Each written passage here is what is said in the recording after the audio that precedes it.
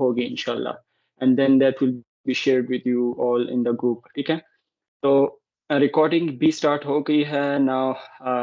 Let's begin with our content. So it's today's second session of after Iftar Amal, and our outline of topics for today's session is Introduction to Supervised Learning. We'll briefly go through this, what supervised learning is. हम regression पर बात करेंगे, classification पे बात करेंगे, EDA पर थोड़ी बात करेंगे, और scikit learning Gradio का introduction होगा, और हम फिर एक problem classification का कोड वॉक थ्रू आप कह सकते हैं कि वो होगा, और रिग्रेशन का भी होगा, और लास्ट में एक सेशन असाइन करूंगा मैं. तो एज आई सेड कि ईद करीब है, तो the session shouldn't be boring, neither it should be इतना लॉन्ग के अगर किसी के और कमिटमेंट्स हो या कोई और काम हो तो उसमें हर्डल आए. तो beginning with introduction to supervised learning, right? मेरी ये नंबरिंग थोड़ी सी अगर गलत हो तो apology for that. स्लाइड्स को मैंने रिफाइन करने में टाइम लगना था, और वो आई couldn't do that. Okay, so supervised learning क्या होता है? Harnessing the potential of labeled data to enable smarter machines. That's the essence of supervised learning. Supervised learning क्या होती है?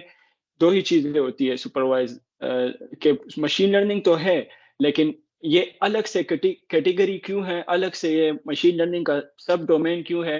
क्योंकि इसमें हमारे पास जो डेटा होता है उसकी एक खासियत ये होती है कि उसमें हमारे पास लेबल्स भी होते हैं. लेबल्स क्या होता है? जो राइट आंसर्स है वो हमारे पास मौजूद होते हैं, इसलिए हम इसको सुपरवाइज कहते हैं. वो जो लेबल्स होते हैं उनकी सुपरविजन हमारे पास होती है वाइल असेसिंग द मॉडल और वाइल ट्रेनिंग द मॉडल, ठीक है?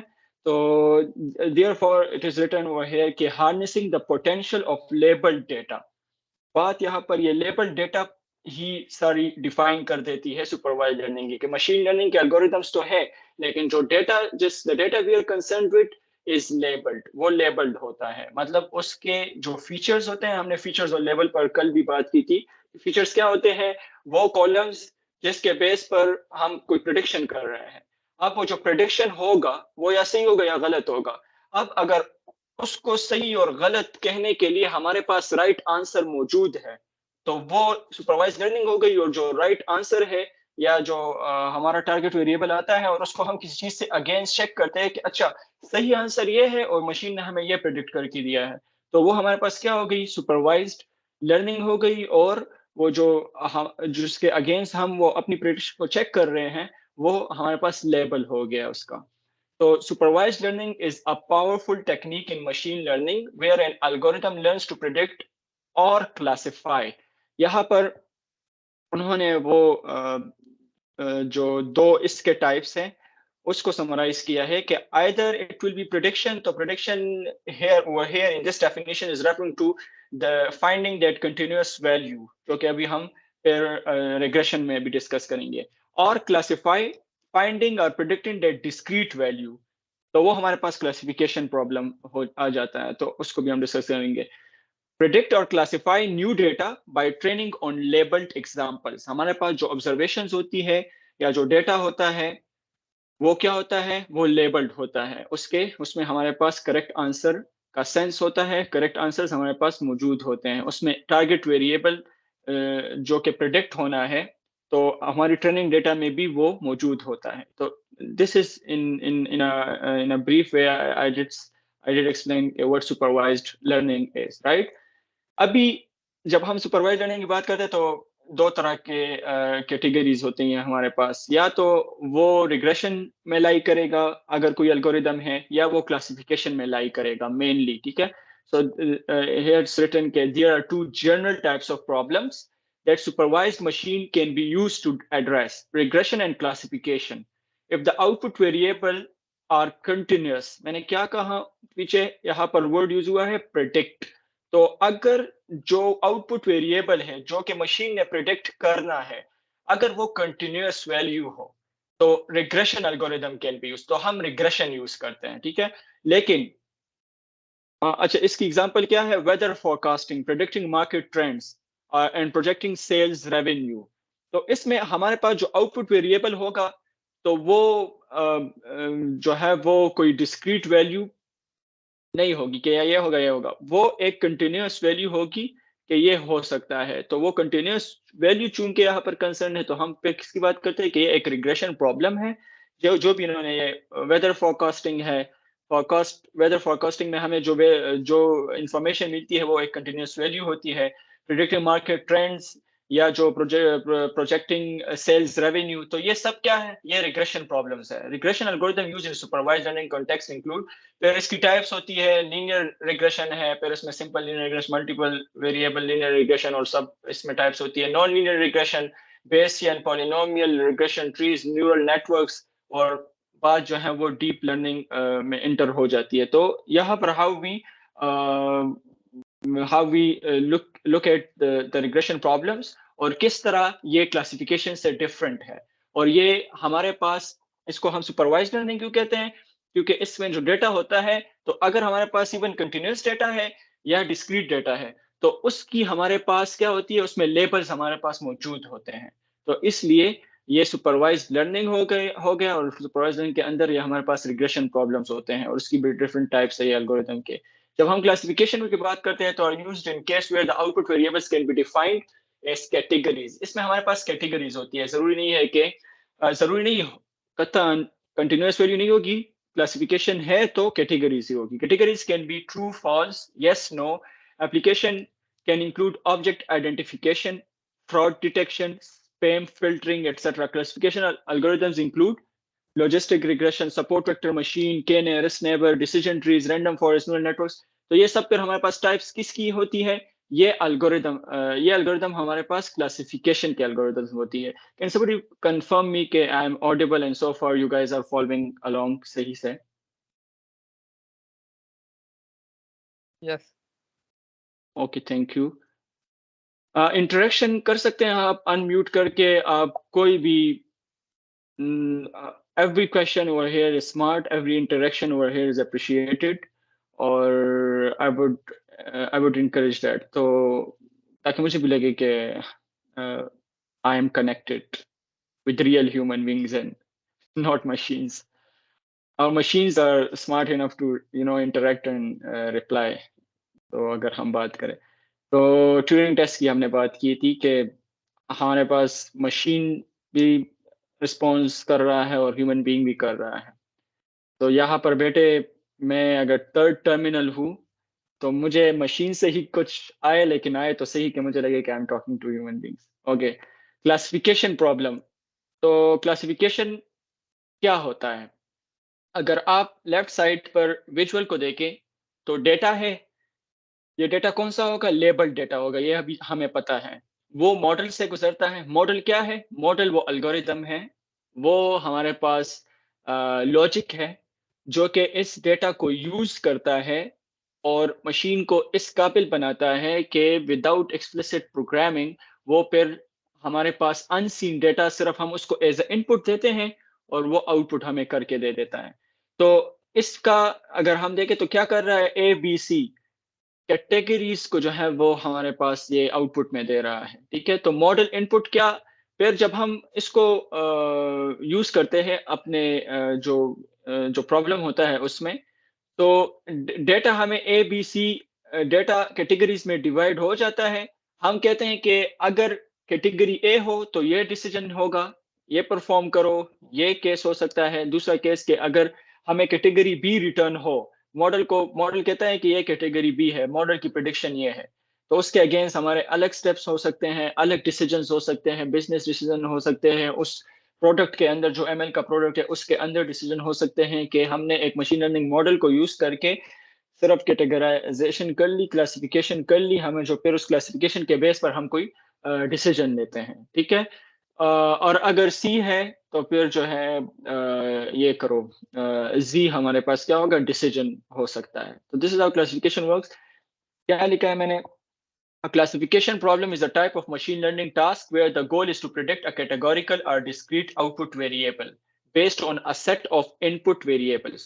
Input variables उनको मिलता है और वो हमें फिर prediction करके दे देता है, classification करके देता है। The input variable are typically referred to as features or predictors. जो columns होते हैं जिसकी बेस पर जो information हमें given होती है, जिसके बेस पर algorithm decision लेता है। And the output variable is the target or response variable. ठीक है, सिंपल एज दिस। फिर इसका अगर हम फ्लो चार्ट एक देखें तो क्या है कि how many categories will the model pick from.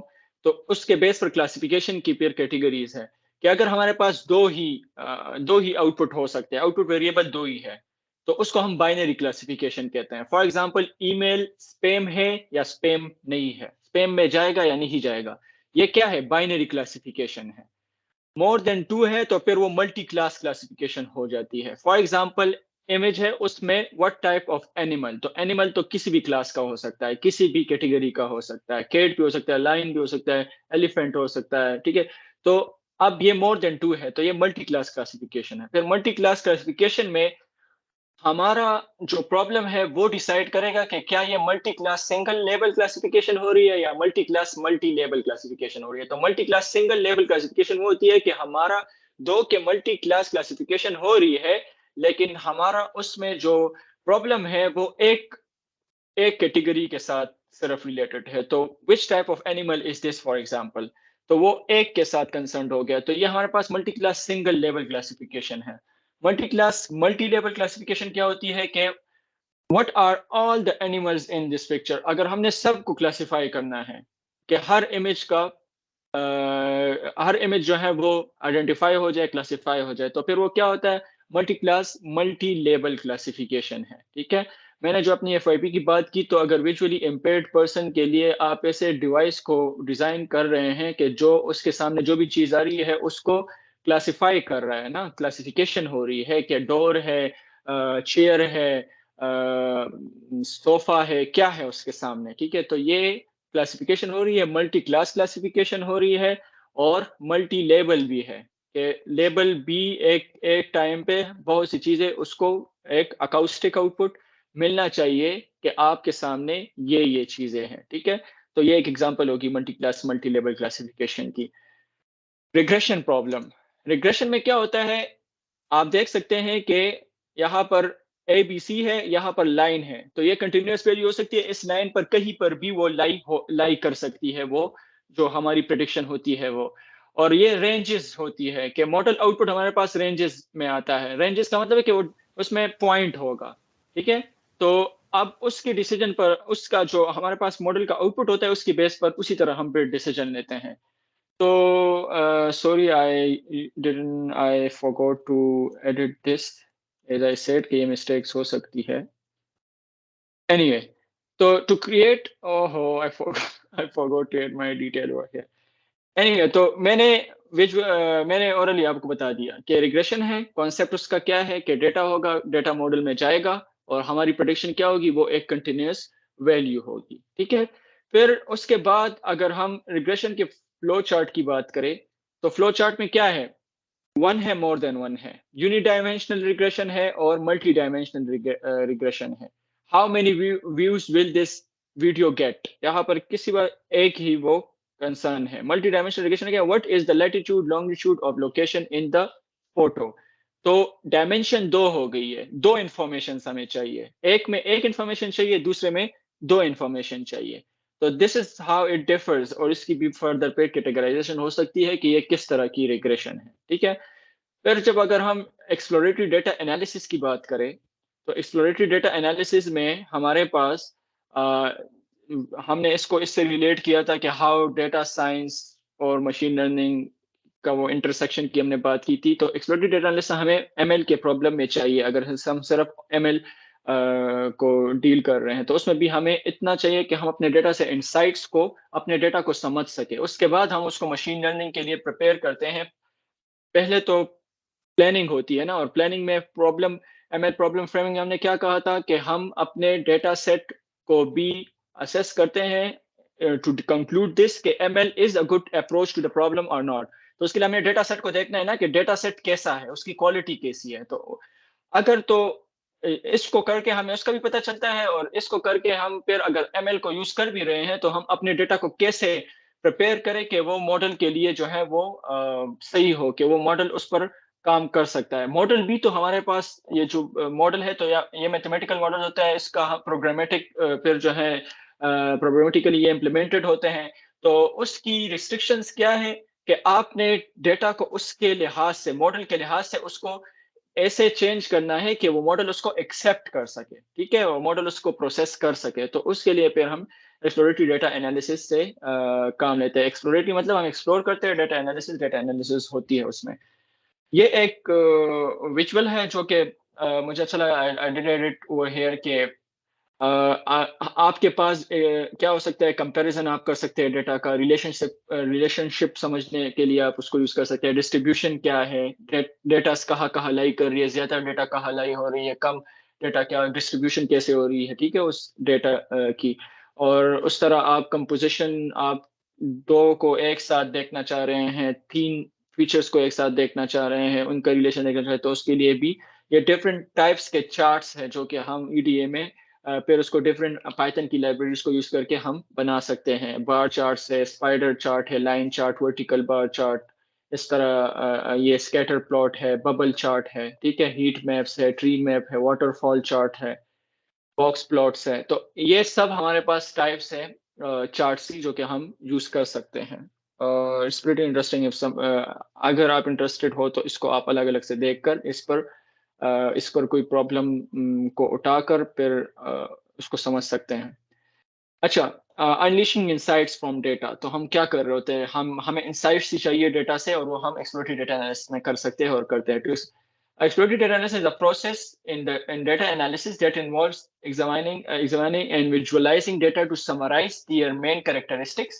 हमें main characteristics का पता चल जाता है, पैटर्न्स उसमें अनकवर हो जाती है, रिलेशनशिप्स क्या है, और पोटेंशियल इश्यूज या एनॉमलीज क्या है। तो जब हमें उसमें इश्यूज का पता चलता है तो हम उसको फिर रिजॉल्व करते हैं प्रोग्रामेटिकली। हम अगर कोई पाइथन में कर रहे हैं तो पाइथन में फिर पाइथन की लाइब्रेरीज ही हमें इनेबल करते हैं कि हम अगर उसमें नल वैल्यूज है तो उसको कैसे डील करें, मिसिंग वैल्यूज है तो उसको कैसे डील करें, ठीक है। अगर हमारे पास कैटेगोरिकल फीचर है, ऑब्जेक्ट है, स्ट्रिंग की फॉर्म में है, और हमें मैथमेटिकल मॉडल के लिए न्यूमेरिकल चाहिए, तो how would we convert this to numerical form, and all that we do it in exploratory data analysis. इसकी मैं आपको एग्जांपल दूं तो there is this Bytewise fellowship, most of you might be aware of, तो I'm part of that। और उसमें एक task उन्होंने दिया था कि यूएस सेंसस एक हमें डेटा दिया गया, यूएस सेंसस का डेटा था, फाइल्स थे सीएसवी, जैसे आप यहाँ पर देख सकते हैं, ये सब फाइल्स है, 10 फाइल्स है। और इसमें हमारे पास डिफरेंट, अब ये इसको प्रोसेस करना है। आपको फाइल सीएसवी मिल गई, अभी उसके बाद क्या करना है, आप अगर आपको इसको एमएल मॉडल के लिए प्रिपेयर करना है, तो आप उसको पहले समझेंगे तो आप कैसे समझ सकते हैं। तो इंडिविजुअली फिर आपको कैसे पांडास को यूज करके आप उसको रीड करते हैं, ठीक है। तो ये मैं रीड कर रहा हूँ सिंगल एक एक फाइल को। उसके अलावा ग्लोब एक इसमें फंक्शन है पाइथन में, तो ग्लोब को यूज करते हुए आप सारों को इकट्ठा रीड कर सकते हैं एक लिस्ट में, और फिर उसको आइटरेट करके आप इकट्ठा सब एक ही डेटा फ्रेम में आप उसको क्या कर सकते हैं, रीड कर सकते हैं, और एक ही डेटा फ्रेम में उसको ऐड करके एज वन डेटा फ्रेम उसको देख सकते हैं। अभी तो यहाँ पर मेरे पास हम I am calling it 10 times, ठीक है। तो अलग अलग है मेरे पास, जबकि मैं इसको एज वन भी डील कर सकता हूँ। पांडास का पता नहीं है आपको, तो you can add up to your learning list कि आपने ये सीखनी है, सीखना ही सीखना है, बहुत इंपॉर्टेंट है। फिर उसके इसके जो कॉन्सेप्ट है डेटा फ्रेम और सीरीज और वो सब आपको पता होनी चाहिए, बीइंग समवन बिगिनिंग और स्टार्टिंग इनटू एमएल, ठीक है। फिर आप यहाँ पर देख सकते हैं कि स्टेट्स लिस्ट में मैंने क्या किया, उसको static.csv का मतलब क्या है कि इस पाथ पर सीएसवी एक्सटेंशन के सीएसवी फॉर्मेट के जितने भी फाइल्स है उसको उसने क्या रीड कर लिया एक लिस्ट में। और फिर स्टेट्स डेटा फ्रेम या डीएफ इज इक्वल टू, मैं कॉन्केट कर रहा हूँ मैप को यूज करके, सारी उसको मैंने ग्लोब के जरिए क्या किया, इसमें डाल दिया, तो मुझे मेरे पास एक बन गया, ठीक है। फिर इसको अब डॉट शेप हमारे पास बताता है कि इसमें रोज कितनी है, कॉलम्स कितनी है, ठीक है। ये डिफरेंट फंक्शंस है जो कि पार्ट ऑफ ईडीए है। और ईडीए को जब आप अकेले पढ़ते हो तो उसमें बहुत सी चीजें हैं, some of those are in this file, जो आपके सामने जुपिटर नोटबुक है। तो उसमें एक है शेप, तो शेप से आपको उसका पता चल जाता है। फिर आप डेटा टाइप्स के लिए डी टाइप्स कॉल करके आपको पता चल जाता है कि अच्छा आपका जो इसमें ये जो स्टेट, इसमें एक कॉलम स्टेट का है, उसकी टाइप क्या है, ऑब्जेक्ट है, मतलब ये कैटेगोरिकल फीचर है, ठीक है। फिर टोटल पॉपुलेशन हमारे पास किस में है, इंट टाइप है, इसकी डेटा टाइप है। फिर ये जितनी भी हमारे पास ये रेसेस है, तो ये क्या है, ये भी कैटेगोरिकल टाइप्स हैं। और फिर इसमें इनकम का वेरिएबल है, वो भी कैटेगोरिकल है, जेंडर पॉपुलेशन भी कैटेगोरिकल है। आप इसको डॉट हेड्स करके आप जो पहले 5 एंट्रीज है, 5 ऑब्जर्वेशंस है, वो उसको आप रीड कर सकते हैं। तो आप यहाँ देख सकते हैं कि स्टेट है, और स्टेट के साथ उसकी पॉपुलेशन, और फिर जो डिफरेंट रेसेस है उनकी उसमें परसेंटेज क्या है, और उसके अलावा इनकम, जो एवरेज इनकम है उस स्टेट की, और जेंडर पॉपुलेशन। तो आप जेंडर पॉपुलेशन को आप देखें कि यहाँ पर एम और एफ यूज हुआ है। यहाँ पर ये न्यूमेरिकल वैल्यू नहीं है, ये कैटेगोरिकल वैल्यू है, ठीक है, स्ट्रिंग फॉर्म में है, आप कह सकते हैं। इस तरह आप टेल, तो लास्ट वाले जो 5 एंट्रीज हैं वो देख सकते हैं। अब मुझे ये अननेम्ड जो ये है, ये मुझे इट वाज बॉदरिंग, तो मैंने इसको क्या कर दिया, anything you can think of.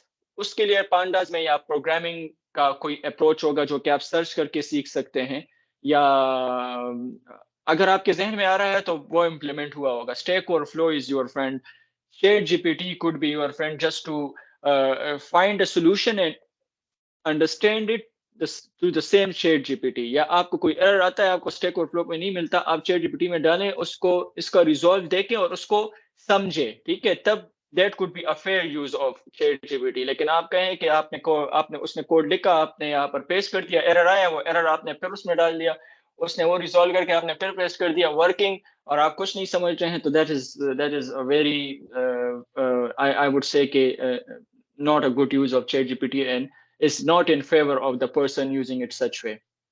तो मुझे unnamed से मसला था, I changed the unnamed into अच्छा, यहाँ पर मैंने क्या किया है, यहाँ पर मसला ये था कि जो इंडेक्सेस थी वो 1 to 5 रिपीट हो रही थी, मेरे 1 2 3 4 5 है, तो इसके बाद फिर 1 2 3 4 5 हो रहा था।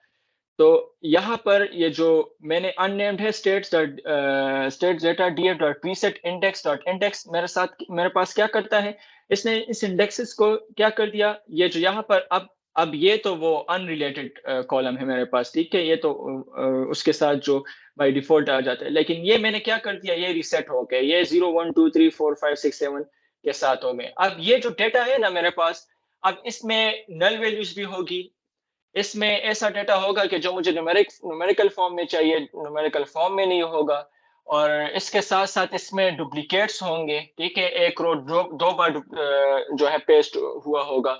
उसकी वजह यह है कि वो शायद एक सीएसवी फाइल में भी हो और दूसरे सीएसवी फाइल में भी हो, तो जब आपने कंबाइन कर दिया तो वो 2 बार आ गई। जैसे कि यहाँ पर कोलोराडो आप देखें तो 2 बार है, 5 पे भी है और 6 पे भी है।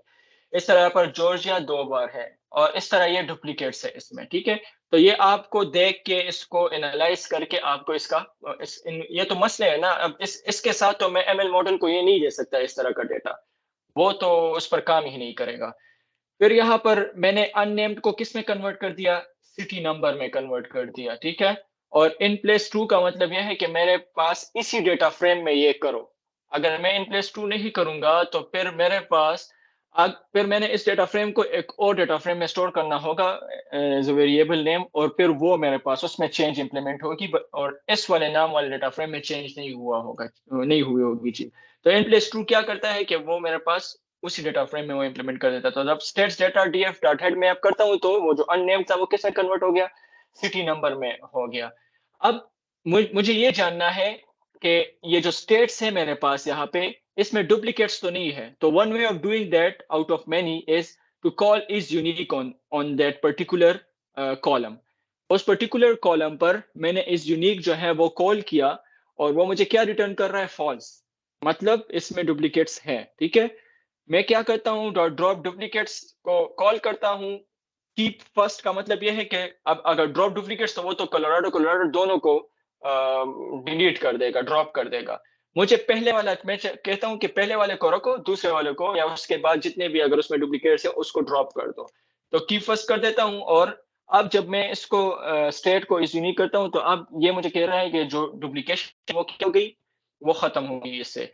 तो यू कैन सी के हमारे पास यहाँ पर 0 1 2 3 4 5 5 6 6 नहीं है, एक कोलोराडो उसने क्या कर दिया, ड्रॉप कर दिया। इस तरह यहाँ पर जो जॉर्जिया का एक था, यहाँ पर 10 11 और 12 वाला जो जॉर्जिया था वो क्या हो गया, वो ड्रॉप हो गया। तो मेरे पास डुप्लीकेट्स इससे खत्म हो गई, इंडेक्सेस फिर खराब होगी, मैं इंडेक्सेस पर फिर मैंने वही रिसेट वाला कर दिया तो मेरे पास इंडेक्सेस पर जो है वो सही होगी, 0 1 2 3 4 5 6, जो 6 मिसिंग था वो आ गया, ठीक है, यहाँ पर 12 मिसिंग था वो आ गया। तो this is how we do it कि डुप्लीकेट्स को आपने रिमूव कर दिया as part of you can say EDA, as part of pre processing the data. यही वो स्टेज होती है जो हमने मशीन लर्निंग लाइफ साइकिल का कहा था, तो उसमें वो प्री प्रोसेसिंग ऑफ डेटा था या प्रिपरेशन ऑफ डेटा का जो वो ब्लॉक था, तो उसमें ये सब होता है। तो ये मेरे पास अब ये डेटा हो गया। अब मैं इसकी कुछ विजुअलाइजेशन कर सकता हूँ, not going into detail of this. तो आप मैटप्लॉटलिब को यूज करके अब मैंने ये ग्राफ जो है वो प्लॉट किया है। तो ये क्या कह रहा है, मेरे पास एक्स एक्सिस पर स्टेट्स है और वाई एक्सिस पर उसकी पॉपुलेशंस है। तो मुझे विजुअली पता चल रहा है कि कैलिफोर्निया की पॉपुलेशन सबसे ज्यादा है। इस तरह आप इसको विजुअलाइज कर सकते हैं, कौन सी स्टेट की पॉपुलेशन कम है या ज्यादा है। इट्स जनरल विजुअलाइजेशन, ठीक है। तो ये इंसाइट है फ्रॉम डेटा। मैं इसको देखकर नहीं समझ सकता पॉपुलेशन को इतना खास, ठीक है, लेकिन मैं जब इस ग्राफ को देखता हूँ तो जो नॉन टेक्निकल या जिसको आपने प्रेजेंटेशन देनी है, बीइंग एमएल डेवलपर, जो प्रॉब्लम आप सॉल्व कर रहे हैं, तो अपने समझने के लिए और जो नॉन टेक्निकल स्टेक होल्डर्स है उनको कन्वे करने के लिए पॉइंट आपको ये सब आना चाहिए। और it's part of preparing the data so that it is good enough to be used by that particular ML model, ठीक है। आप जो है अब यहाँ पर क्वेश्चन ये था कि आप जो है स्कैटर प्लॉट जो है वो एवरेज इनकम जो एक स्टेट की है उसकी versus proportion of women in that state, जो वुमेन की प्रोपोर्शन है वो और उसकी एवरेज इनकम, उनका रिलेशन हमने कन्वे करना था थ्रू स्कैटर प्लॉट। तो यहाँ पर एक मसला है। मसला क्या है कि जब आप जेंडर पॉपुलेशन को देखते हैं तो ये एक कैटेगोरिकल वैल्यू है, ये स्ट्रिंग है, हमारे पास ये न्यूमेरिक है नहीं, और ना ही हमारे पास इसमें फीमेल का अलग से है। ये एक हमें कंबाइंड कैटेगोरिकल फीचर मिला है, इसमें हमें फीमेल वाला ये पार्ट चाहिए लेकिन ये नहीं है। तो अब आपका ये काम है कि आप इसको प्रोसेस करके ऐसा बनाएं कि आपको सिर्फ ये वैल्यू मिले, ठीक है, और वो भी आपको न्यूमेरिकल फॉर्म में चाहिए, तभी आप उसको स्कैटर प्लॉट में यूज कर सकते हैं। तो उसके लिए फिर आपने इसको अलग से प्रोसेस करना है। तो यहाँ पर आप स्टेटिस्टिक्स इसकी कर सकते हैं, states data DF dot describe, और इसमें जब आप इंक्लूड ऑब्जेक्ट करते हैं तो कैटेगोरिकल वैल्यूज की जो स्टेट्स होती है वो आपके पास आ जाती है। तो यहाँ पर क्या लिखा है कि काउंट क्या है स्टेट की, 51 वैल्यूज है काउंट की। इस तरह जितनी भी रेसेस है उसकी भी सारी वैल्यूज है। यहाँ से हमें एक और इंफॉर्मेशन मिल रही है, just by deriving the states using the describe function. हमें यहाँ पर एक बात पता चल रही है कि बाकी सब 51 वैल्यूज है, लेकिन ये जो पैसिफिक वाला कॉलम है इसमें 49 वैल्यूज है। इट मीन्स कि इसमें नल वैल्यूज है। तो आपको एक और इंफॉर्मेशन इससे मिल गई, आपने इसको भी डील करना है। तो जब आप फिर इस तरह जो न्यूमेरिकल वैल्यूज है तो उसकी भी आप जो है डिस्क्राइब से उसकी जो डिफरेंट स्टेट रिलेटेड जितनी भी mean standard deviation, minimum 25% distribution, जितना भी आपको चाहिए, तो वो इन्फॉर्मेशन आप सिर्फ अगर डिस्क्राइब करें तो वो इन्फॉर्मेशन आपको आ जाती है। लेकिन ये किसकी आएगी, ये न्यूमेरिकल वैल्यूज की आएगी। तो हमें सिटी हैश इसमें numerical, city number numerical values और टोटल पॉपुलेशन न्यूमेरिकल वैल्यूज का कॉलम है। तो हमें सिर्फ उन दोनों की डिस्क्रिप्शन मिल रही है यहाँ पर। लेकिन यहाँ पर हमने ऑब्जेक्ट को अगर स्पेसिफाई कर लिया तो यहाँ पर हमारे पास कैटेगोरिकल वैल्यूज की भी वो इंफॉर्मेशन आ गई है।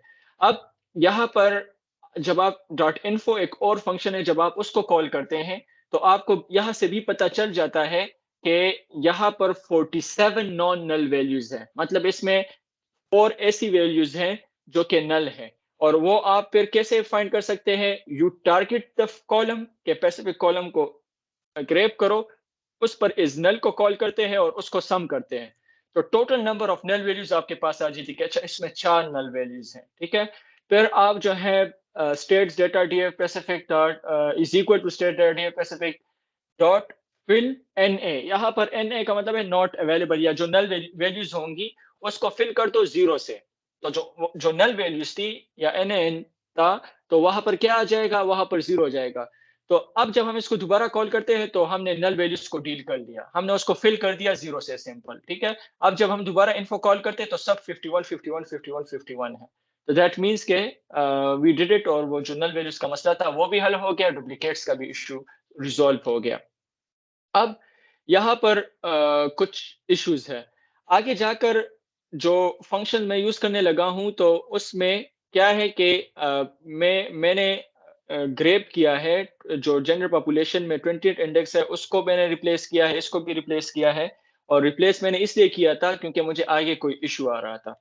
अच्छा, अगर मैं यहाँ पर और इम्पोर्टेंट देखूं कि क्या इम्पोर्टेंट है, यहाँ पर देखिए क्या हो रहा है कि जो जनरल पॉपुलेशन वाला कॉलम है उसको मैंने स्प्लिट कर दिया, मतलब दो और कॉलम्स बना दिए। और क्या किया मैंने, मेल पॉपुलेशन और फीमेल पॉपुलेशन। और मैंने कहा कि जहां पर ये वाला साइन आ रहा है वहां पर इसको स्प्लिट कर दो जेंडर पॉपुलेशन को, और उनको इन दोनों को उससे पॉपुलेट कर लो। तो इस कोड को आपने फिर इसको समझना फिर आपका खुद का काम है। You can take that as a task from this session. लेकिन लुकिंग एट द टाइम, तो यहाँ पर मैंने आपको ब्रीफली बता दिया कि हो क्या रहा है। तो जब आप इसकी एक्सप्लेनेशन में जाएंगे तो आपको पता चल जाएगा कि जो str.split है वो एक्चुअली काम कैसे करता है। और हमने ये वाला जो अंडरस्कोर है वो यूज करके हमने इसको स्प्लिट करके दो और जो कॉलम्स है उनको क्या कर दिया, पॉपुलेट कर लिया। तो जब आप फिर स्टेट्स डेटा डीएफ को प्रिंट करते हैं तो आपके पास क्या है, आपके पास जेंडर पॉपुलेशन तो है, लेकिन आपके पास एक दो और कॉलम्स आ गई कि उसमें जो ये पार्ट था ये अलग हो गया और ये जो फीमेल वाला पार्ट था ये अलग हो गया। This is now that the process of getting that only female population, ताकि हम उसको स्कैटर प्लॉट में यूज कर सके। अब ये स्टिल कैटेगोरिकल है, इसके साथ एफ एफ एफ एफ है और ये न्यूमेरिकल वैल्यू नहीं है, तो आपने इसको भी डील करना है, ठीक है। तो आप इसको भी फिर प्रोग्रामेटिकली डील करते हैं। और जब आप इसको प्रोग्रामेटिकली डील करते हैं तो आप क्या करते हैं कि आप कहते हैं कि रिप्लेस कर दो एम को एम्प्टी स्ट्रिंग से, एफ को एम्प्टी स्ट्रिंग से, और इसका टाइप चेंज कर दो, क्या, इंट कर दो। तो एक ही दो ही लाइन में आपने वो काम कर लिया और आपके पास फिर फीमेल पॉपुलेशन और मेल पॉपुलेशन क्या हो गई, अब ये न्यूमेरिकल वैल्यूज है दोनों। और इससे जो एफ एफ एफ या एम एम एम था वो क्या हो गया, वो भी ड्रॉप हो गया। तो अब ये हमारे पास एक तरह से जो है वो इस फॉर्म में आ जाता है कि हम इसको क्या कर सकते हैं, वी कैन नाउ हम इसका स्कैटर प्लॉट जो है वो फिर ड्रॉ कर सकते हैं। अच्छा, फिर ये तो स्कैटर प्लॉट मैंने ड्रॉ किया है, तो यहाँ पर आप देख सकते हैं कि proportion of women X Y axis पर है और एवरेज इनकम एक्स एक्सिस पर है। तो हम एक पर्टिकुलर हमें वो विजुअल मिल जाती है कि एवरेज इनकम इंक्रीज होती है तो क्या विमेन विमेन का जो प्रोपोर्शन है वो इंक्रीज होता है, तो क्या एवरेज इनकम इंक्रीज हो रहा है या नहीं है। ये वो डेटा है कि जिसके बेस पर आप इसी सिंपल इस वाले दो, ये जो दो कॉलम्स है इस पर आप एक रिग्रेशन मॉडल ड्रॉ कर ट्रेन कर सकते हैं कि आप उसको for example proportion of human दे और वो आपको रिटर्न करे क्या, एवरेज इनकम उस स्टेट की, ठीक है। या आप उसको एवरेज इनकम दे, एक इंडिपेंडेंट वेरिएबल रखते हैं, आप एक डिपेंडेंट वेरिएबल रखते हैं, और इस तरह फिर आप वो कंटिन्यूस वैल्यू क्या कर सकते हैं, प्रिडिक्ट कर सकते हैं, क्योंकि ये तो क्लासिफिकेशन प्रॉब्लम नहीं है, राइट। तो this is giving you a possibility के यहाँ पर आप इसको एमएल की तरफ आप कैसे लेके जा सकते हैं, क्योंकि अब हमारे पास ये दो कॉलम्स इस लेवल पर है, इतनी प्रोसेस हो चुकी है कि हम इसको एक रिग्रेशन मॉडल में कर सकते हैं। मैंने वो नहीं किया क्योंकि that was not the task. तो हिस्टोग्राम्स बनाने थे लास्ट में, और वो हिस्टोग्राम्स आप हर एक उसका पे बना सकते हैं कि वाइट ब्लैक जो जितने भी रेसेस हैं, तो उसकी डिस्ट्रीब्यूशन आपको वैल्यूज की मिलती है कि ज्यादा वैल्यूज कहाँ पर लाई कर रही है। और हिस्टोग्राम क्या होता है, that is spare that discussion for some other session. तो ये हम the concern of showing this file to you was to, sorry, was to actually let you know कि exploratory data analysis क्या है और exploratory data analysis क्यों जरूरी है, ठीक है। तो this is how we do it। हमारे पास exploratory data analysis कैसे होती है, and this is part of exploratory data analysis। There are a lot other things into exploratory data analysis। जैसे मैंने आपको वो यहाँ पर ये चार्ट दिखाया कि कितनी टाइप्स की चार्ट्स होती है, आप किस किस तरह के इंसाइट्स इससे जो है वो गेट कर सकते हैं। तो ये था हमारे पास ईडीए से रिलेटेड। फिर साइकिट लर्न और ग्रेडियो की अगर हम बात करें तो scikit learn is a Python library और ग्रेडियो भी पाइथन लाइब्रेरी है। आप अगर इसको मैंने इसकी डेफिनेशन में देखूं तो scikit-learn is a popular Python library for machine learning that provides a variety of tools and algorithms for tasks such as classification, regression, clustering, and dimensionality reduction. Gradio. Radio की साइकिट लर्न को पहले scikit learn हमारे पास ऐसी library है कि जितने beginners होते हैं they can start from scikit learn. Advance libraries को फिर वो जा सकते हैं, ठीक है। साइकिट लर्न आपको वो टूल्स दे देता है कि आपका बहुत काम जो है वो आसान हो जाता है। जिस तरह आप कह सकते हैं कि अगर हम अभी रिग्रेशन की एक्सप्लेनेशन में जाए, अगर हम क्लासिफिकेशन फॉर एग्जांपल के नियरेस्ट नेबर क्लासिफिकेशन जिसको अब हम डिस्कस करने लगे हैं, करेंगे अभी इन अ व्हाइल, तो अब उसको आप अगर खुद से इंप्लीमेंट करें that can take lot lines of code, बहुत सारे लाइंस ऑफ कोड आपसे लेगा, आप अपनी लॉजिक लिखेंगे। जब हम scikit-learn को कर रहे हैं तो हम सिर्फ डॉट फिट फंक्शन को कॉल करते हैं और वो सब आपका हो जाता है। तो यही लाइब्रेरीज की जो है वो हमें कन्वीनियंस होती है कि हमारा टाइम ये सेव करती है और जो काम है वो एफिशिएंटली हो जाता है। लेकिन आपको इसके पीछे जो डॉट फिट के पीछे वाला लॉजिक है कि k-nearest neighbors में होता क्या है वो आपको पता होना चाहिए, या किसी भी एल्गोरिदम के लिए। ग्रेडियो क्या है? ग्रेडियो हमारे पास एक ऐसी is a web based platform for quickly creating customisable UIs. आप यूजर इंटरफेस इससे बना सकते हैं for machine learning models without requiring any web development skills. आप अगर वेब डेवलपर नहीं भी हो और आप चाहते हैं कि आपने जो है मशीन लर्निंग का मॉडल ट्रेन किया है, आप इसको कमांड लाइन से या जुपिटर के सेल से इसको निकाल कर इसको विजुअली कोई इंटरफेस दे ताकि और लोग इससे इंटरेक्ट कर सके, या आप उसको विजुअली या यूजर इंटरफेस एक हो कि उसमें आप उसको इंटरेक्ट करें, तो आप ग्रेडियो से वो इजीली आप बना सकते हैं और वो फिर शेयरेबल भी हो सकता है, आप उसको होस्ट भी कर सकते हैं।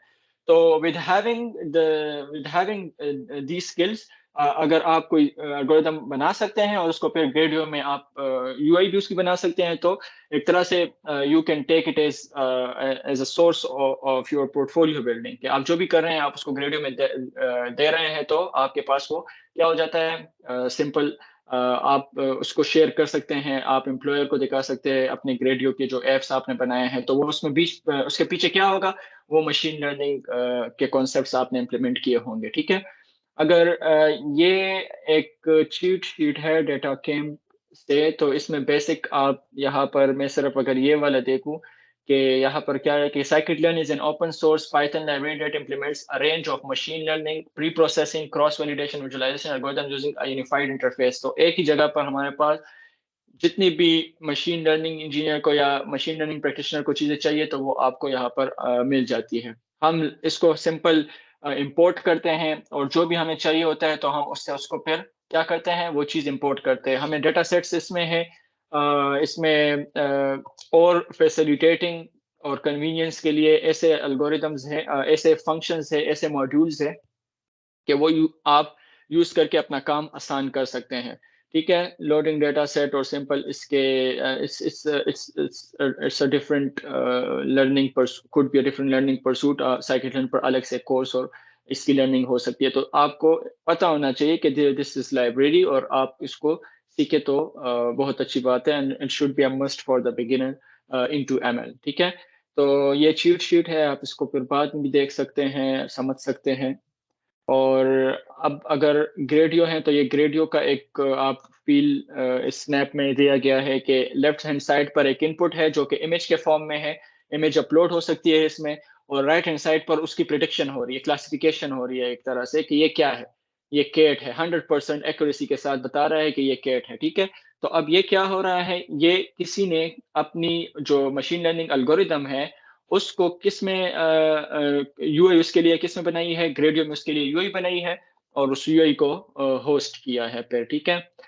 तो this is how Gradio could facilitate us and could empower us in sharing our ML solutions or from for anyone who is starting into ML, उसको हेल्प कर सकते हैं ये पोर्टफोलियो बनाने में अपने लिए। मैं इसको ऐसे इस नज़र से देख रहा हूँ कि पोर्टफोलियो बनाने के लिए भी बहुत अच्छी, एक्सपेरिमेंटेशन के लिए भी है और पोर्टफोलियो बनाने के लिए भी एक अच्छा प्लेटफॉर्म है। और भी पाइथन के ऐसे प्लेटफॉर्म्स हैं, but one of such platform is Gradio, जो कि आसान भी है, इजी टू लर्न है एंड इजी टू इम्प्लीमेंट है।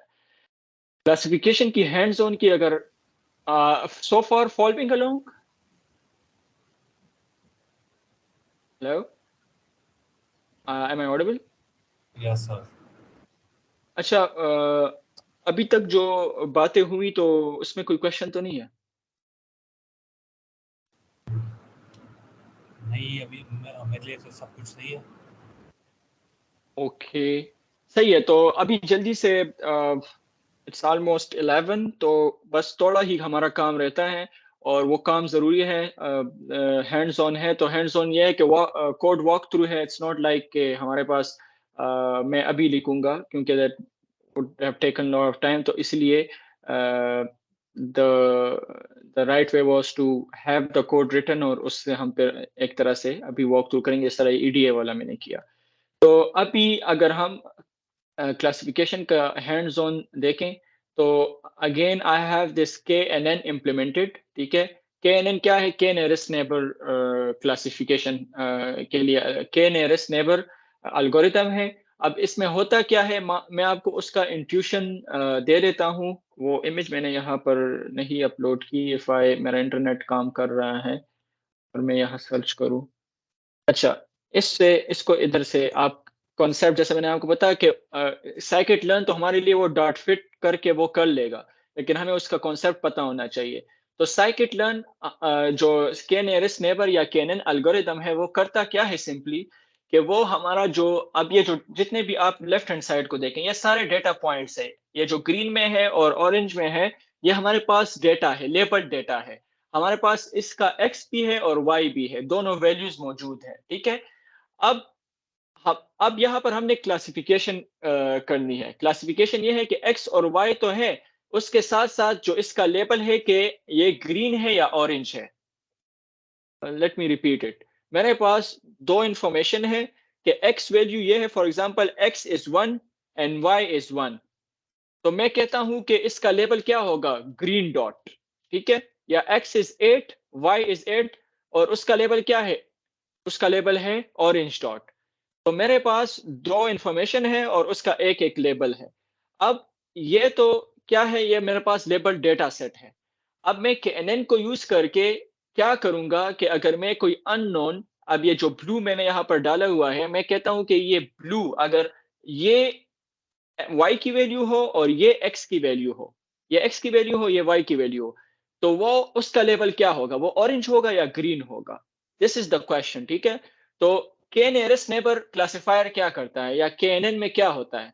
KNN में डिस्टेंसेस फाइंड होती है, सिंपल। ठीक है, इसकी इससे के की जो वैल्यू है ना, ये के की वैल्यू डिसाइड करती है कि इससे रिलेटेड इसके जो सराउंडिंग में है कितने को कंसिडर करना है। अब फॉर एग्जांपल के की वैल्यू 3 है। ठीक है, तो एक सर्कल आप इस तरह विजुलाइज करें कि सर्कल बन गई, इसकी 3 मतलब ये डेटा पॉइंट, ये डेटा पॉइंट और ये डेटा पॉइंट क्या होगा? वो कंसिडर होगा। इससे इसकी डिस्टेंस फाइंड होगी, इससे और डिस्टेंसेस की बेस पर ये 3 जो है वो कंक्लूड हो जाएगी। और अब इसके जो ये जो स्क्वायर बना डिस्टेंसेस के बेस पर कि ये 3 क्लोजेस्ट है, तो ये 3 इसके 3 के बेसिस पर हम डिसाइड करते हैं कि ये ब्लू क्या है। तो यहाँ पर देखें, इन इन तीनों में दो मेरे पास ग्रीन है, एक ऑरेंज है।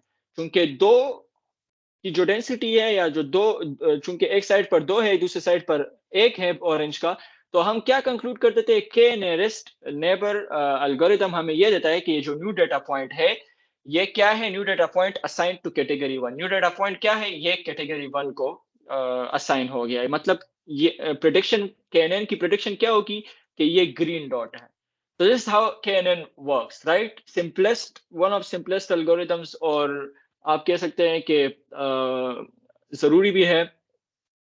whoever starting in ML तो should start with KNN, के बहुत बेसिक है। और अब इसको आप अगर अपने इसके लिए लॉजिक लेंगे, तो आपने उसमें डिस्टेंसेस फाइंड करनी है और सारा लॉजिक जो है वो खुद से करना है, जो कि उसका भी कोड आपको मिल सकता है और आप खुद उसको समझ सकते हैं कि how every line is working, लेकिन कॉन्सेप्ट उसमें यही इंप्लीमेंट हुआ होगा। साइकिट लर्न क्या करता है? साइकिट लर्न आपको तैयार क्लासिफायर दे देता है और आप उस क्लासिफायर को क्या करते हैं? अपने कोड में यूज करते हैं। तो यहाँ पर इंपॉर्टेंट मैंने चीजें जो है वो इंपोर्ट की है। पांडास है, साइकिट लर्न से डेटा सेट। आयरस मैंने इंपोर्ट किया है। आयरस क्या है उस पर मैं अभी बताता हूँ ब्रीफली। मॉडल सिलेक्शन एक मॉड्यूल है और उससे हमने ट्रेन टेस्ट स्प्लिट इंपोर्ट किया है। क्यों किया है बात करते हैं।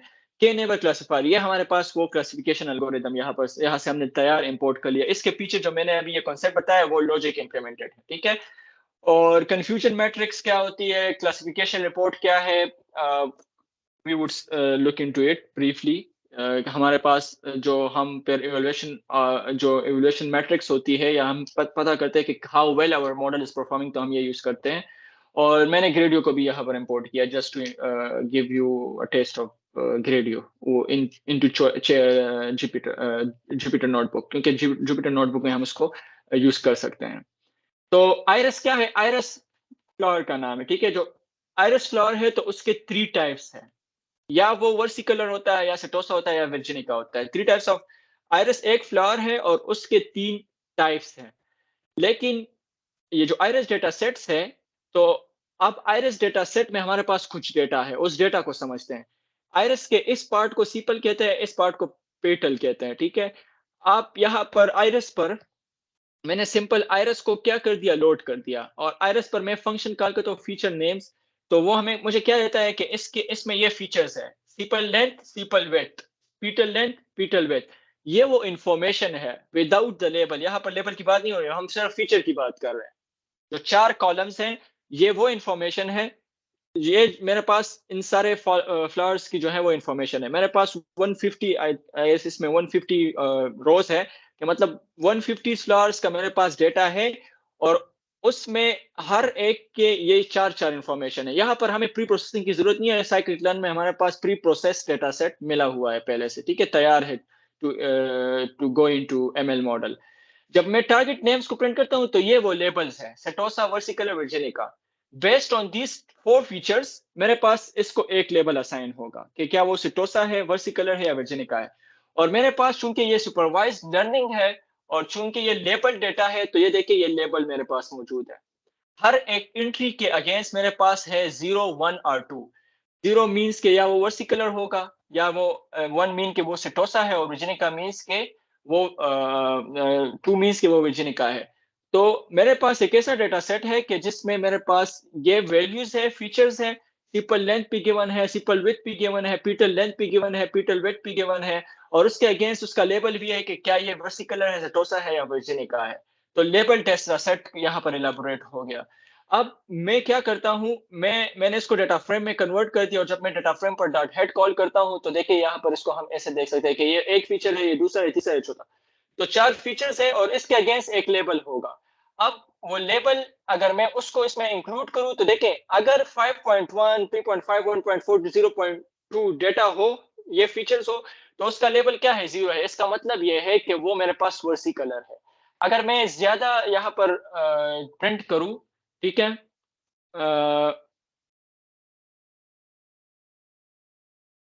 मुझे रन करना पड़ेगा।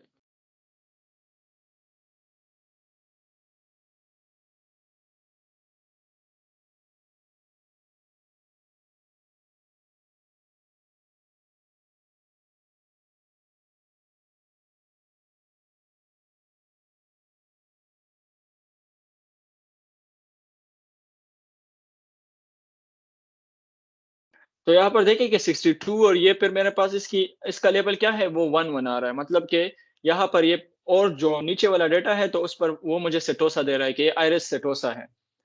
अब यहाँ पर मैं अगर इसको आगे कोई डिटेल ये जरूरी नहीं है, मैं इसको विजुअलाइज करता हूँ, सिंपल लेंथ और सिंपल विड्थ को, ठीक है। सारा जो डेटा है मेरे पास, सिंपल लेंथ और सिंपल विड्थ, स्कैटर जो प्लॉट होता है, अगर if I brief regarding the scatter plot, तो ये मेरे पास 2 वेरिएबल्स को हम या इसमें इसका रिलेशन देख सकते हैं। तो y एक्सिस पर मैं सिंपल विड्थ ले लिया, और x एक्सिस पर मैंने सिंपल लेंथ ले लिया, और वो सारे 150 डेटा पॉइंट्स मेरे पास मैंने यहाँ पर प्रिंट कर दिया, ठीक है। इसमें मेरे पास अब तीनों है, सेटोसा भी है, वर्सिकलर भी है, और जो तीसरा टाइप है मेरे पास वर्जिनिका भी है, ठीक है। वो सब ये सिंपल लेंथ और सिंपल विड्थ की वो रिलेशन है। पीटल लेंथ और पीटल विड्थ को भी मैंने यहाँ पर कर दिया, ठीक है। अब या ये तो सब डेटा है, ठीक है, मेरे पास। अब मैं यहाँ पर क्या करता हूँ कि मैं सेटोसा का डेटा अलग करता हूँ, वर्सिकलर का अलग, और वर्जिनिका का अलग। तो मैंने स्लाइसिंग की है यहाँ पे कि 50 तक उसको क्या कर दो, उसको सेटोसा डेटा फ्रेम में डालो, वर्सिकलर डेटा फ्रेम में उसके आगे वाले 50 डालो, और उसके बाद वाले किस में डालो, 100 के बाद जो जितना भी रहता है तो उसको वर्जिनिका में डालो। और अब मैंने उसको अलग अलग विजुअलाइज किया। तो मेरे पास जो सेटोसा है वो ब्लू में नजर आ रहा है, ठीक है। जो वर्सी कलर है वो मेरे पास पर्पल में नजर आ रहा है, और रेड में मेरे पास वर्जिनिका नजर आ रहा है। तो we can visualise it like this. इस तरह यहाँ पर इसमें भी हम रिलेशन देख सकते हैं कि हम इससे हमें एक विजुअल ये मिल रहा है कि वर्जिनिका का पीटल विड्थ भी ज्यादा होगा और पीटल लेंथ भी ज्यादा होगा। तो ये हमारी प्रिडिक्शन में भी अभी काम आएगा। के नियरेस्ट नेबर में हम क्लासिफाई करेंगे, फॉर एग्जांपल अगर कोई डेटा पॉइंट यहाँ पर आ रहा है तो वो क्या होगा, वो उस प्रिडिक्शन हमारी मशीन लर्निंग एल्गोरिथम की क्या होगी। तो दैट वुड डिपेंड अपॉन कि हमने KNN हमारे पास किस एरिया को देख रहा है, और उसकी बेस पर उसमें किसके डेटा पॉइंट्स ज्यादा है, तो वो उसको वो असाइन हो जाएगा कि ये है, ठीक है। मैं क्या करता हूँ यहाँ से x data frame dot drop, मैं एक्स और वाई हमारे पास जो हम आगे अब डेटा डॉट फिट या जो हम KNN को यूज करेंगे, तो उसमें मेरे पास क्या होना चाहिए, मेरे पास एक्स भी होना चाहिए, वाई भी होना चाहिए। एक्स वो है, एक्स हमारे पास क्या है, एक्स हमारे पास वो जो फीचर्स है वो है, और वाई उसकी जो सॉरी वाई में मेरे पास टारगेट आ गए, ठीक है। क्या है वो, वर्सी कलर है, वर्जिनिका है, केसेटोसा है, और एक्स में उसके फीचर्स आ गए। तो मैंने डॉट ड्रॉप यहाँ पर से टारगेट और फ्लावर नेम को ड्रॉप कर दिया। तो मेरे पास यहाँ पर अगर मैं एक्स को प्रिंट करता हूँ तो सिर्फ मेरे पास क्या है, सिर्फ मेरे पास वो फीचर्स आ गए, और जब मैं वाई को करता हूँ तो वाई में मेरे पास उसका लेबल आ गया, ठीक है। अब जो हमने कल बेसिक कॉन्सेप्ट्स में ट्रेनिंग सेट और टेस्ट सेट की बात की थी, ट्रेनिंग डेटा और टेस्ट डेटा की बात की थी। तो ये जो 150 मेरे पास एग्जांपल्स है, या जो 150 ऑब्जर्वेशंस है, या ये 150 मेरे पास रोज है डेटा सेट में, तो मैं उसको स्प्लिट करता हूँ ट्रेनिंग डेटा में और टेस्टिंग डेटा में। मैं इसका कुछ हिस्सा ट्रेनिंग के लिए यूज करूंगा, और जो रिमेनिंग होगा उसको फिर मैं उसी जो ट्रेंड मेरे पास डेटा मॉडल होगा उसको मैं फिर ट्रेन भी करूंगा। फॉर एग्जाम्पल 100 मेरे पास ऑब्जर्वेशन है, मैं कहता हूं कि 70 ट्रेनिंग हो गया और 30 टेस्ट हो गया, ठीक है। ट्रेनिंग पर मैंने अपने डेटा सेट को मैंने अपने मॉडल ट्रेन कर दिया। अब मेरे पास एक फंक्शन आ गया जो कि प्रिडिक्ट कर सकता है। मेरे पास 30 ऐसा डेटा पड़ा है कि उसमें फीचर्स भी है और उसका लेबल भी है। मैं वो जो 30 के जो फीचर्स है वो उठाऊंगा और वो डालूंगा अपने मॉडल में, तो मेरे पास प्रिडिक्शंस आ जाएगी 30, और 30 राइट आंसर्स भी मेरे पास पड़े हैं। तो दोनों को मैं कंपेयर करूंगा, मुझे पता चलेगा कि कितना how well the model is performing, ठीक है। तो this is how we get to know, this is how we use the confusion matrix और क्लासिफिकेशन रिपोर्ट, और आगे हम एक्यूरेसी फाइंड करते हैं कि how well the model is performing, ठीक है। तो this is one way of looking into your model's performance. Now X train X test Y train Y test is equal to train test split, हमने split कर दिया, और x और Y इसको parameter हम देते हैं। टेस्ट साइज 0.2 का मतलब है कि 80% मेरे पास ट्रेनिंग होगी और 20% उसमें क्या होगा, टेस्ट डेटा हम अलग कर देंगे, ठीक है।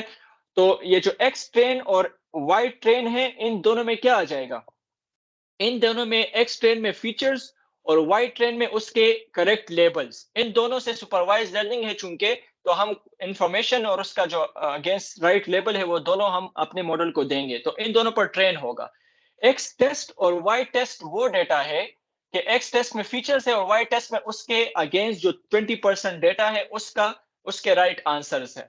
फिर जब फॉर एग्जांपल एक्स ट्रेन और वाई ट्रेन पर आगे अभी अब देखें, तो उस पर हमने ट्रेन कर दिया अपना मॉडल, फिर हम उसको क्या देंगे, उसको हम एक्स टेस्ट देंगे, और जो वैल्यूज आ जाएगी उसको वाई टेस्ट से कंपेयर करेंगे कि वाई टेस्ट तो राइट आंसर है, और जो एक्स टेस्ट को हमने मॉडल को एक्स टेस्ट दिया है और उससे जो रिजल्ट आया है वो मॉडल की प्रेडिक्शन है, तो उन दोनों को हम कंपेयर कर लेंगे। ये रैंडम स्टेट वन का मतलब ये है कि every time we call this train test split, तो वो ये नहीं करता कि 150 है तो 1 से लेकर फॉर एग्जांपल 120 तक 110 तक उसने एक सीक्वेंस में सारा एक ले लिया, और जो लास्ट वाले रह गए तो उसको टेस्ट में डाल दिया, नहीं, वो रैंडमली उससे उठाता है। जब हम रैंडम स्टेट को किसी वैल्यूज के साथ इसमें कोई वैल्यू देते हैं, तो इसका मतलब यह है कि every time the cell is executed, तो वो सीक्वेंस वही रहेगी, वो सीक्वेंस खराब नहीं होगी, ठीक है। फॉर एग्जांपल मेरे पास 10 डेटा ऑब्जर्वेशंस है, 10 रोज हैं, और मैं उस पर 10 ट्रेंड टेस्ट स्प्लिट जो है वो अप्लाई करता हूँ, और वो 50 पे लेता हूँ, तो वो 2 4 6 8 फॉर एग्जांपल ले लेता है ट्रेनिंग के लिए, और बाकी को वो टेस्ट के लिए छोड़ देता है। तो अगर मैंने ये रैंडम स्टेट को नहीं सेट किया हो, तो नेक्स्ट टाइम जब मैं उसको रन करूँ, तो फॉर एग्जांपल वो 3 4 7 और 10 कोई और ले ले ट्रेनिंग के लिए, तो फिर तो मेरा जो वो कोड होगा उस पर फर्क पड़ेगा उसका। तो मैं क्या करता हूँ, जब रैंडम स्टेट को मैं करता हूँ, तो वो जो सीक्वेंस होती है रैंडम जनरेटेड नंबर सी के, जिसके बेस पर उसने पिक करना है कि ये वाला मैंने टेस्ट के लिए यूज करना है, ये वाला मैंने ट्रेनिंग के लिए यूज करना है, वो फिक्स्ड रहती है, तो हमें कोई कॉम्प्लिकेशन कोड में नहीं आती। तो this is why we use random state. मैं अगर एक्स को देखूं तो 150 एंट्रीज है मेरे पास टोटल, लेकिन वाई को देखूं ये, लेकिन एक्स ट्रेन को देखो तो देखे 120 है, क्योंकि उसने 80% क्या कर दिया, ट्रेन को दे दिया, एक्स ट्रेन को, और वाई ट्रेन में भी 120 है। एक्स टेस्ट में 30 और वाई टेस्ट में 30। यहाँ पर सिंपल एक वेरिएबल लिया और के नेबर्स क्लासिफायर, और इसमें मैंने क्या किया, एन नेबर्स, ये वो के की वैल्यू है के 6, यूक्लिडियन या कोई भी डिस्टेंस फार्मूला अप्लाई करो, और जो फर्स्ट जो नियरेस्ट 6 डेटा पॉइंट्स है उसको देख लो, उसमें ज्यादा कौन से है, वो हमारी प्रेडिक्शन हो जाएगी। तो this is how we train it, ठीक है। केएनएन डॉट फिट में मैंने एक्स ट्रेंड दे दिया और वाई ट्रेंड दे दिया। जब मैं इसको ये दे देता हूँ सिंपल, मेरे पास आप केएनएन की जो डेटा मैंने दे दिया ना, तो डेटा पर मेरा जो मॉडल है वो ट्रेन हो गया है। अब मैं इसकी अगर स्कोर मैं फाइंड करना चाहता हूं, तो मैंने क्या किया, एक्स टेस्ट और वाई टेस्ट को दे दिया। तो एक्स टेस्ट और वाई टेस्ट मेरे पास क्या कर रहा है कि अब एक्स टेस्ट और वाई टेस्ट जब मैं इसमें डालता हूं एज अ वेरिएबल, तो मेरे पास यहाँ पर 1.0 दे रहा है, मतलब कि एक्यूरेसी 100% दिखा रहा है। एक्स टेस्ट में मेरे पास क्या है, एक्स टेस्ट में वो वैल्यूज है जो कि हमने टेस्टिंग के लिए जो है वो अलग की थी, और वाई टेस्ट में उसके राइट लेबल्स है। तो ये तो हमें 1.0 ही देगा, क्योंकि ये तो इंट्यूशन है। यहाँ पर होना क्या चाहिए कि एक्स टेस्ट, यहाँ पर एक्स टेस्ट,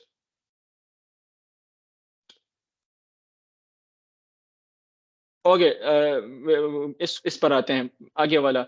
अब यहाँ पर मैं कंफ्यूजन मैट्रिक्स स्कोर से, कंफ्यूजन मैट्रिक्स अच्छा है, कंफ्यूजन मैट्रिक्स को हम फिर ब्रीफली मैं यहाँ पर समझाने की कोशिश करता हूँ कि केएनएन मेरे पास ऑब्जेक्ट है जो कि ट्रेन हो चुका है, वो ये मेरे पास मॉडल है, इस पर प्रिडिक्ट मैं कॉल करता हूँ तो ये प्रिडिक्शन हो रही है।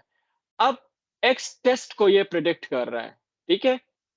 जो आप यहाँ देख रहे हैं ना एक्स टेस्ट, तो एक्स टेस्ट की प्रिडिक्शन हो गई है। केएनएन को जो मॉडल हमने बनाया है, मॉडल डेवलप किया है, उस पर हम एक्स टेस्ट को देखते हैं और वाई टेस्ट के अगेंस्ट उसको कंपेयर करते हैं कि अच्छा एक्स टेस्ट की तो वैल्यूज आ गई, वो देखो कि वो वाई टेस्ट से सिमिलर है या नहीं है। अगर उसमें एक भी वैल्यू में मसला हुआ, तो इसका मतलब क्या होगा कि मॉडल 100% एक्यूरेट नहीं है, 90% 80% एक्यूरेसी आ जाएगी कि या यहाँ पर इसने सही प्रिडिक्शन की या यहाँ पर इसने सही प्रिडिक्शन नहीं की। तो यहाँ पर हमने वाई एक्स टेस्ट और वाई टेस्ट को इसलिए यूज किया कि डॉट स्कोर हमें यह बताता है कि आप अपना मॉडल यूज कर रहे हैं। अब यहाँ पर मॉडल हमारा, आप याद रखें कि वो किस पर ट्रेन हुआ है, एक्स ट्रेन पर ट्रेन हुआ है। और अब यहाँ पर हम इसको क्या कह रहे हैं, एक्स टेस्ट दे रहे हैं, हम इसको नए डेटा पॉइंट्स दे रहे हैं जिस पर वो ट्रेन ही नहीं हुआ है, नए फीचर्स दे रहे हैं, और हम देख रहे हैं कि इसको इसके अगेंस्ट चेक करो कि ये इसके इक्वल आता है कि नहीं। तो ये इतना एक्यूरेट है कि 100% एक्यूरेसी हमें दे रहा है कि जो हमने 30% जिस पर ये जो यहाँ पर ये एक्स टेस्ट और वाई टेस्ट है 30-30, इसने मॉडल ट्रेनिंग में हिस्सा ही नहीं लिया, लेकिन जब हम मॉडल को ये फीचर्स देते हैं तो वो मुझे इसके राइट आंसर ही दे रहा है, मतलब इतना एक्यूरेट है हमारा मॉडल यहाँ पर। और कंफ्यूजन मैट्रिक्स में क्या होगा, वही वाई टेस्ट और जो हमने एक्स टेस्ट की प्रिडिक्शन कर ली वो मैंने डाल दिया इसमें। तो ये वो आंसर्स हैं जो मुझे मॉडल दे रहा है। और वाई टेस्ट क्या है, वाई टेस्ट मेरे पास क्या है, एक्स टेस्ट में तो मैंने वो फीचर्स दे दिए कि इसको प्रिडिक्ट करो अभी, ठीक है। और कंफ्यूजन मैट्रिक्स में वही मैंने वाई टेस्ट के राइट आंसर्स ये है और मशीन के प्रिडिक्टेड वाले आंसर्स ये है।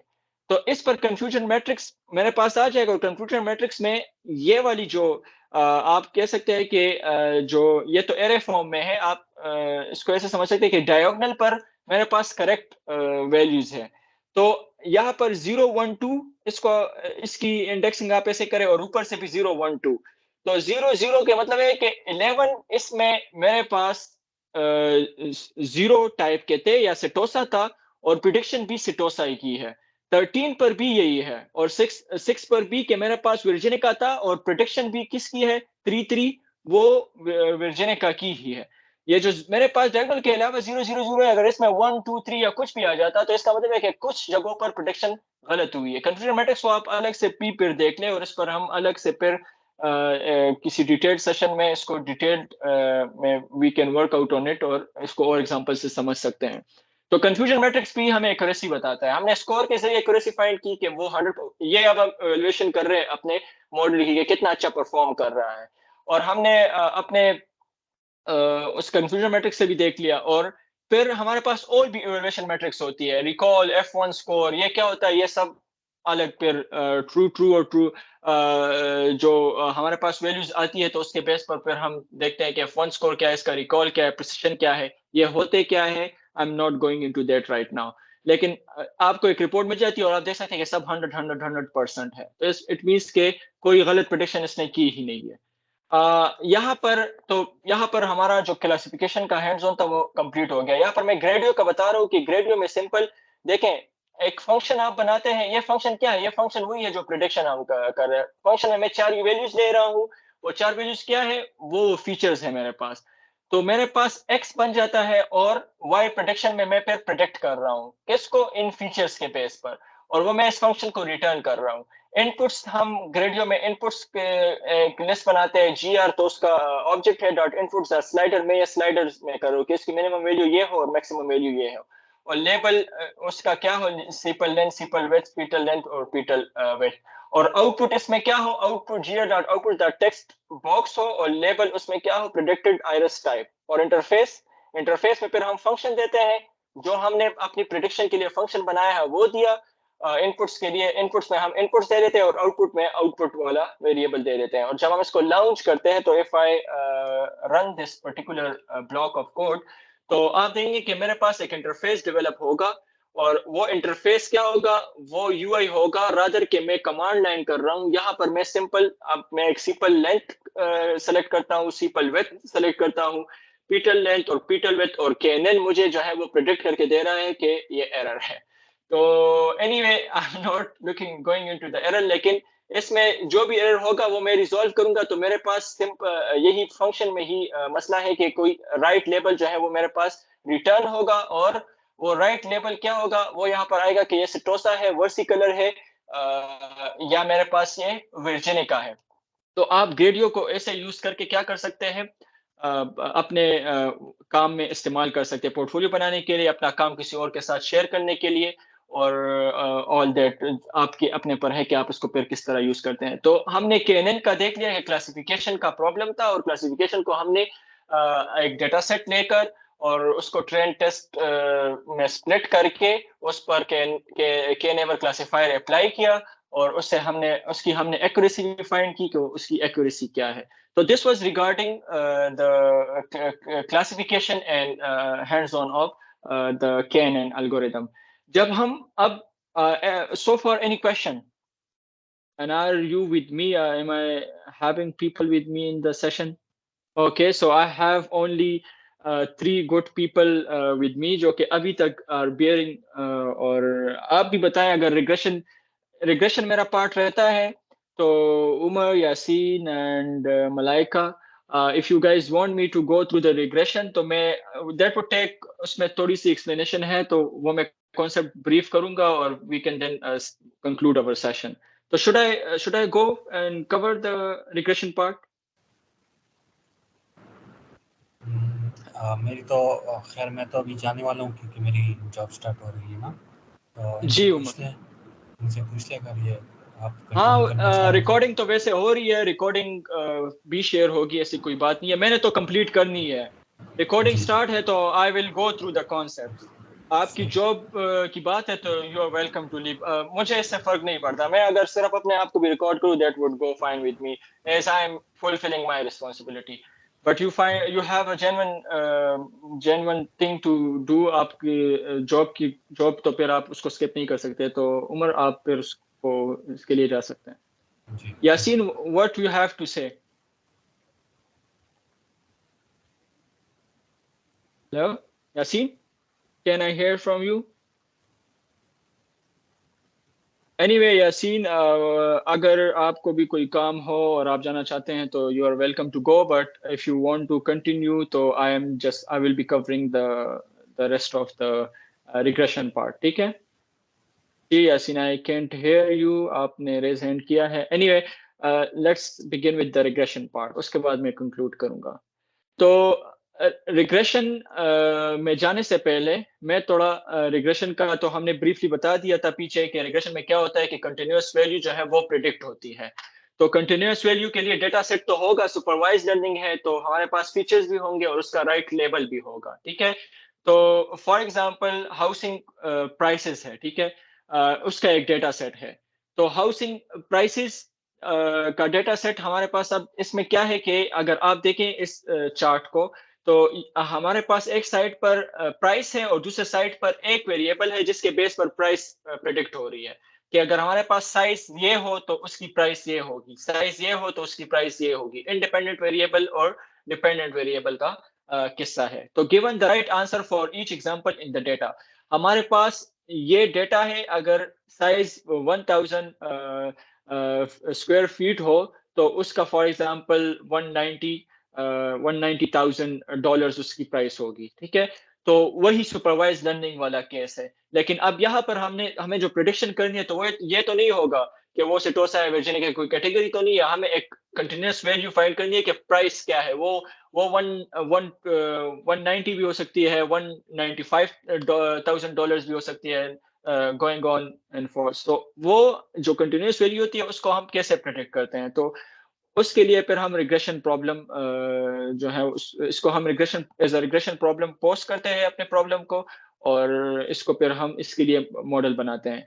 तो यहाँ पर अभी आप देखें कि कुछ टर्मिनोलॉजीज हैं। तो एक साइड पर मेरे पास साइज है और दूसरे साइड पर उसका क्या है, उसका करस्पॉन्डिंग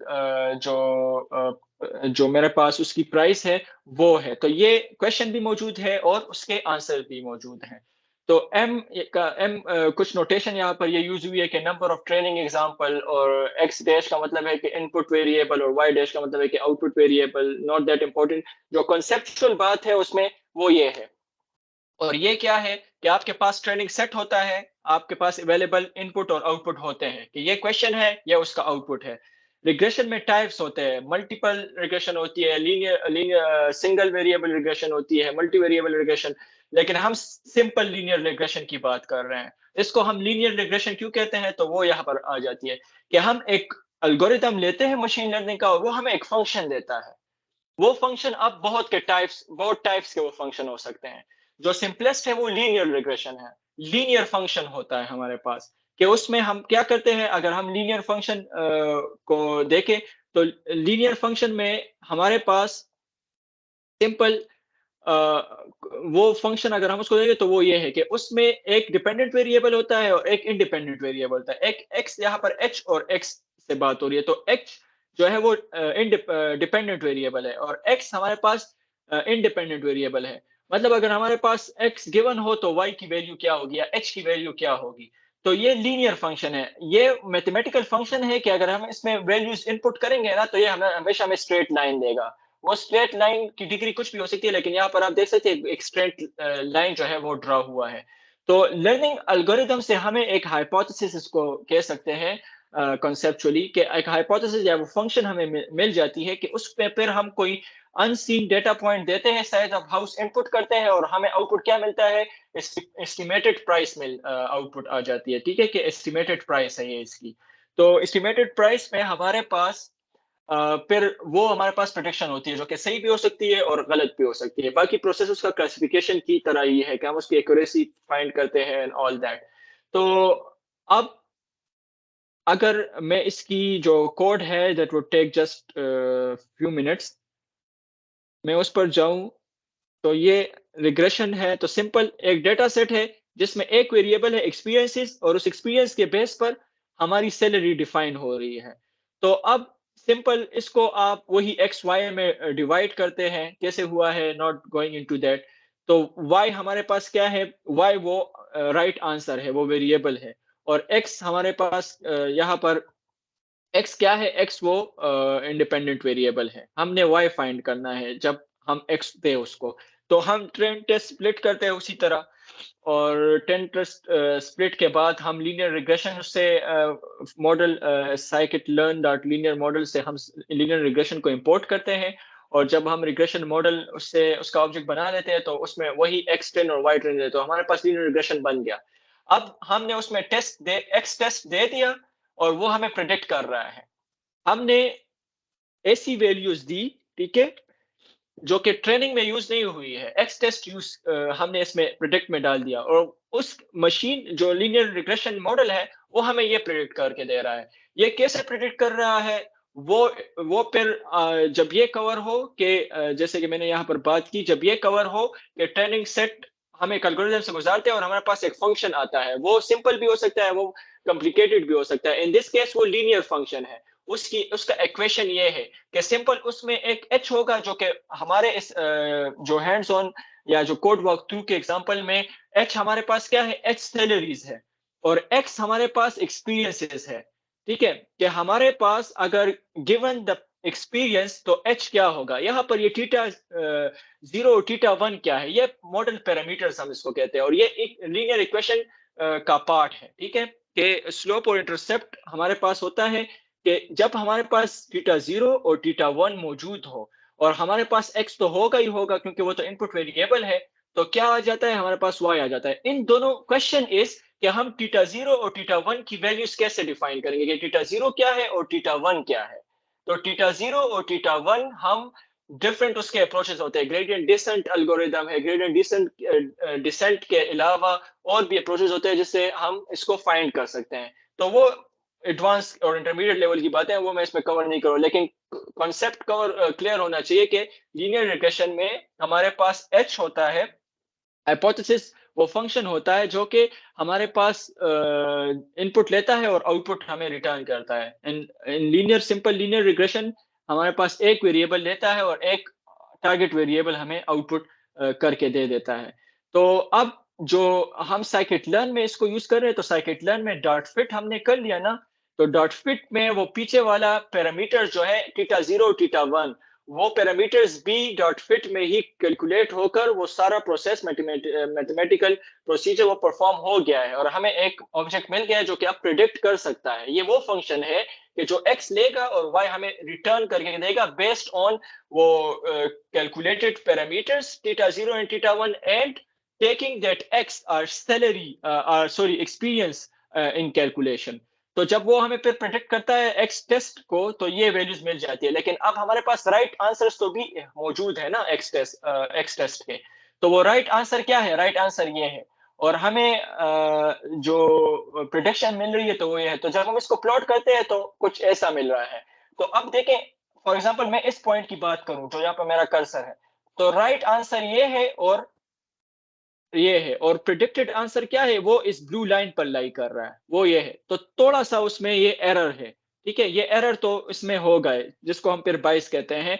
और जितना ये हम चाहते हैं कि ये जो हमने लाइन ड्रॉ किया है ये ऐसे फिट होना चाहिए कि कम से कम एरर हो इन और इस वैल्यू के दरमियान, और ये जो एक्चुअल वैल्यू है रेड कलर में, इसके दरमियान कम से कम एरर हो। तो वो कैसे करते हैं, तो जैसे मैंने कहा कि वो ग्रेडियंट डिसेंट, और जो हम अपने पैरामीटर्स को ट्वीक करते हैं तो उससे पे ये कम और ज्यादा हो सकता है। और चूंकि ये इस केस में ये सिंपल लीनियर रिग्रेशन है, तो हम लीनियर इक्वेशन यूज कर रहे हैं। ये पैराबोलिक और वो सब इसमें कॉम्प्लिकेटेड फंक्शन जो है, फिर हम उसको वो भी कर सकते हैं ताकि हम ज्यादा से ज्यादा डेटा पॉइंट्स को कवर कर सकते हैं, ज्यादा से ज्यादा हमारी प्रेडिक्शन जो है वो अच्छी हो। ठीक है, तो ये हो गया। ये किसके लिए है, ये हमारे पास जो सैलरीज ऑफ एम्प्लॉय और ईयर ऑफ एम्प्लॉय जो है उसके लिए हमारे पास वो मॉडल को यूज करके हम इसको विजुअलाइज कर लिया। इसी तरह जो टेस्टिंग डेटा है, तो उस पर भी जब हम उसको, ये तो ट्रेनिंग डेटा के लिए है कि जो ट्रेनिंग डेटा है उसके बेस पर ये हो गया।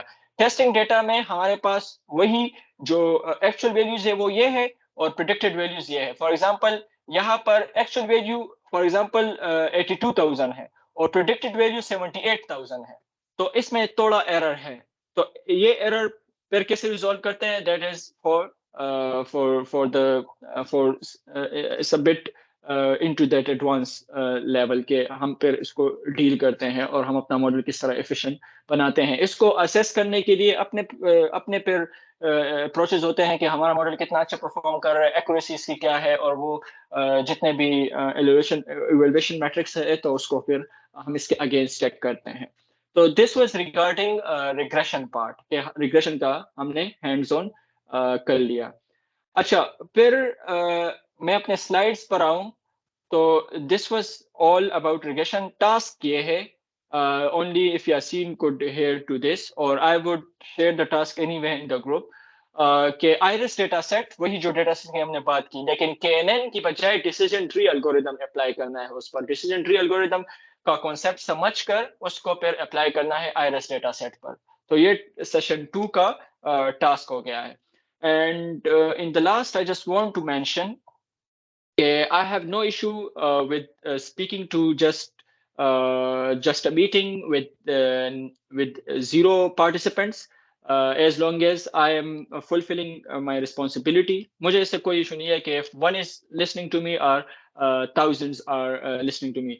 तो this is not that problem. और बाकी I do understand कि ईद के करीब के दिन है तो सबकी कमिटमेंट्स हो सकती है और सब हो सकता है, तो this is a decision. And one more thing कि मैंने स्टार्ट में फर्स्ट डे पर ही बताया था कि learning is never convenient, learning is not boring but it is never convenient and it is never easy, and it should never be easy, क्योंकि फिर तो सब स्किल्ड बन जाएंगे, फिर तो सब मशीन लर्निंग इंजीनियर्स होंगे। तो only those achieve who deserve it. In that regard कि हर किसी को ये रियलाइजेशन होनी चाहिए कि कोई भी स्किल आप सीख रहे हैं तो उसको सीखना कन्वीनियंट नहीं है। यहाँ पर 2 घंटे का बूट कैंप, 2 घंटे का सेशन लेना या 5 आवर्स का सेशन लेना या 30 मिनट्स का सेशन लेना, आप लेते हैं नहीं लेते, that tells कि how well you are how well framed your mind is to take that pursuit, and to know कि आप ये करना भी चाहते हैं या नहीं करना चाहते, या जो किसी स्किल से रिलेटेड इनकन्वीनियंस है आप उसको एम्ब्रेस करना चाहते हैं या नहीं करना चाहते। So on that I will conclude my session. और अगर कोई भी क्वेश्चन हो तो if Yasin could hear to me or Malaika, so you can unmute and ask any question, and then I will conclude the session. Yasin, are you with me? I don't. Okay, Yasin is here. Yasin, would you want to speak anything? Are you got any problem at your end, and perhaps you might not be able to unmute your mic?